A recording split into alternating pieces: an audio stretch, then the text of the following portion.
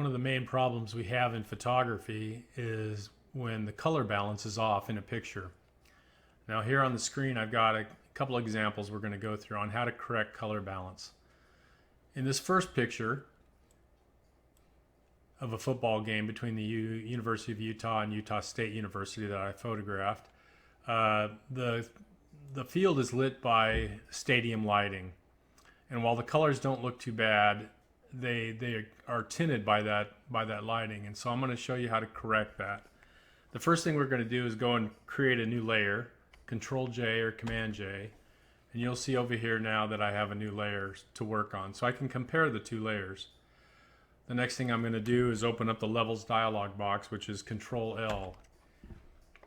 Now in this particular thing, I tell you what, let's zoom in on something we can use to reset the color. We're going to use this area right here, which is pretty middle gray. Open the levels dialog box. We have three eyedroppers, white, gray, and black. I'm going to use the gray eyedropper. I'm going to click on it.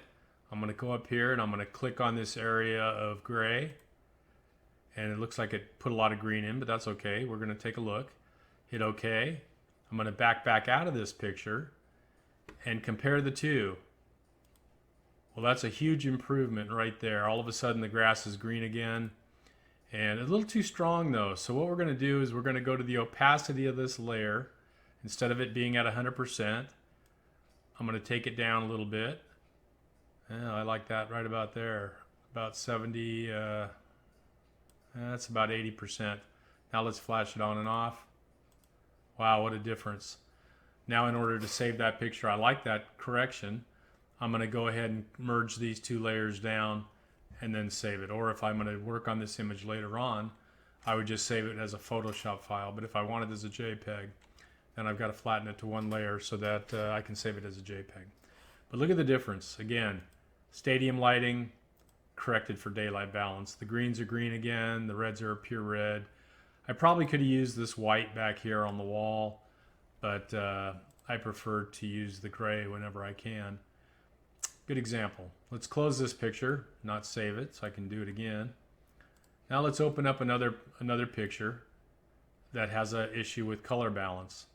And if you look at this picture, you'll notice that there's yellow-green cast over the entire picture. And the skin tones are yellow. The fence looks yellow.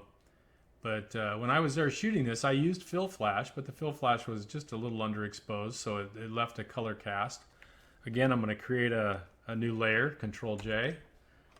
I'm going to zoom in on the fence over here, pull up levels. Again, I'm going to select the gray eyedropper.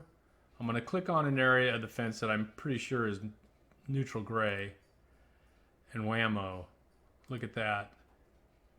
Let's back out of this picture. Let's flash it on and off. What a difference between the old picture and the new picture. Let's zoom in on her face. All of a sudden those yellow tones have become pink, and it might be a hair strong, but actually I think I would leave it that way. Her pants are blue again without the yellow cast. The fence is gray again, which is how I remember seeing it, and I like the results of that. Let's close this file and not save it.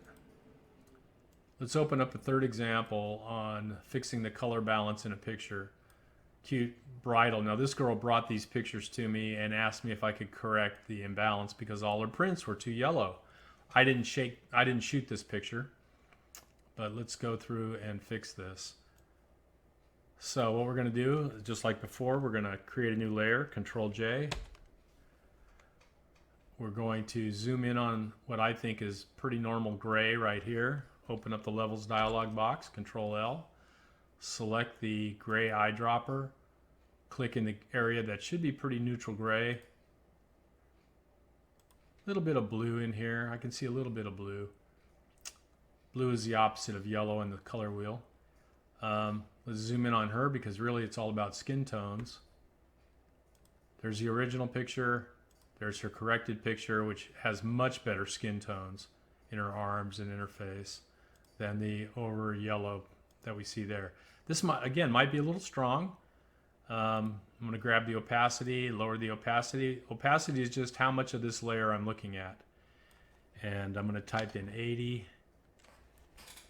Or let's see, let's put in 80 if I can. There it is. See, and I like that a little bit better. Got rid of some of that excess blue color. And now we have a normal looking picture. We corrected the color balance. We could collapse these down, save this, and she would be happy with the print from this. That is how simple it is to correct color balance. You can do it in wildlife photography. Typically, you don't need to do it when your subject is being lit directly by the sun at your back, the photographer's back, but in their face, because that is the correct color balance.